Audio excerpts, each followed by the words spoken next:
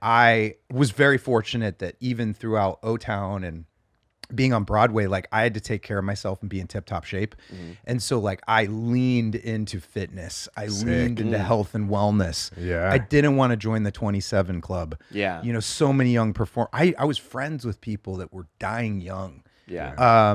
And I was like, I want to lean fully into other healthy ways to navigate the stress of all of this. And so, and also fortunate that I worked with some of the best people in fitness and nutrition and peak performance coaches and stuff. And you have to take care of yourself to be a guy that's doing 8 shows a week. And so I leaned so hard into fitness as a way to help what was going on in mental health and to take care of my physical health and to, you know, because when you're living in New York too, there's like a bar on every block. Yeah. And they're open till like 5 a.m. And they're open till right? 5 in the morning, right? And frequently people go out after the show because when you're a nighttime performer, you get done You can't go home and go straight to sleep. No, you're in such an adrenaline rush. Yeah. And you're done at midnight. Like you can't go to bed. Did you ever like dabble to the point where, or at all, where you like had a realization moment where you're like, fuck it, I can't do this, my body will fall apart, I need to start to Yeah, absolutely, I did. And I was definitely in that culture of like drinking and you know,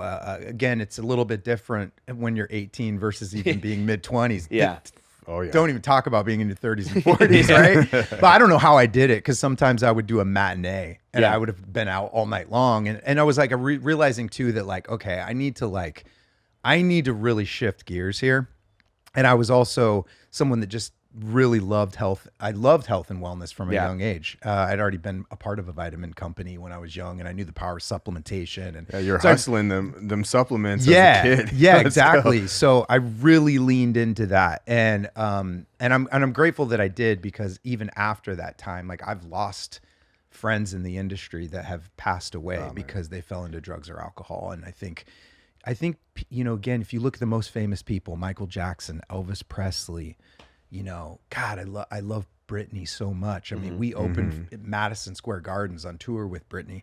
Like, look, the people that become the most famous always end up having these, you know, so many issues. It's not normal to be that famous. I wonder if that's educationally based at all, because like there was no one, like now with the internet and everything, you can very clearly watch someone's like downfall. Yes. Like you're like someone that you look up to. Yep. But like, who would Elvis have had to look at to be like, you shouldn't act this way? Right. You know, there wasn't necessarily the medical studies or the and there was nobody who had ever been that famous before. No, it was, you know, uncharted. Yeah. So I feel like hopefully, you know, this generation, the next generation, the next generation can look back and be like, oh, you mentioned the 27 Club. I mean, fucking Kurt Cobain. I mean, just go down the list of who didn't make it and be like, Janis Joplin. But there was no 27 Jim Club Morrison. before, you know, before Elvis or Michael Jackson or whoever to like. So like, you know, it is very easy to be like, oh, someone's like, here's a drug. This will help you for the night. Yes. No different than and it might be a doctor. And no different than my espresso. My first espresso. And I was like, oh, okay. And then you just start doing it too much. Yeah.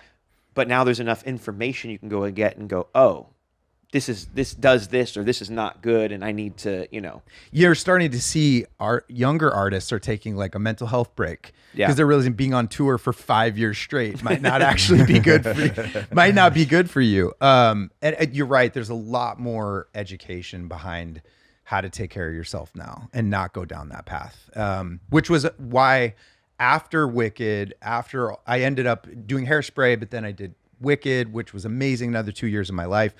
I wanted to pivot into health and wellness because I honestly feel like fitness saved my life. Yeah. I really mean that. Sick, dude. I really feel like fitness saved my life. And No, I was going to say, I feel like a lot of people don't understand how beneficial fitness actually is, you know?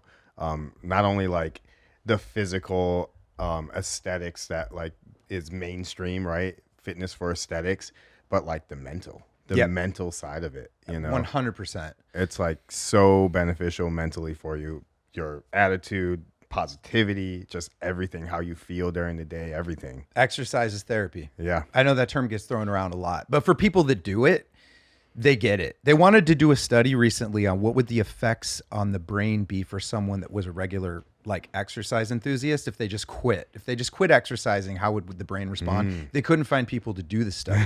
Nobody wanted to quit. They had to keep upping the amount of money they would pay people to quit their exercise. Like I do it because I feel so damn good. That's the win right away. You get a 12-hour mood boost after each exercise session. Yeah. It's like there was a famous coach out there, I can't remember who it was, said like, every time you exercise, it's like your brain takes a little Adderall. It's like your brain took a little Prozac or whatever, but you're making natural dopamine, natural serotonin. You know, I got really dialed in. But even with that, like I was eating nutritiously. I was going to do fitness all the time. I went and got blood work done. Do you guys do blood work? Yeah. You know Ways to Well? I've heard of it. Yeah, that's what we do with. Oh, smart. Yeah, so every 90 days I mean, I've lost 40 pounds. Oh, dude, congratulations. Thank you. In 3 years. And like, there's one more thing I want to add to like, it's the aesthetics. It is the mental. Because as someone who's new to working, I was a punk rocker. I played in bands. Jocks work out. You know, we don't work out. Right. We drink beer and we fight. You know. But I started working out because Ways to Well told me it's for my actual my actual wellness. Like I was like, because I was a drummer, and so like I had so many. That's really active. Yeah. So I had like my entire first 20 something years of my life, between skateboarding, drumming, I had natural muscles. I never worked out, but like I was always very, very fit. As you get older, your muscles start to deteriorate. If you're not lifting weights, because I was like, well, I'm running.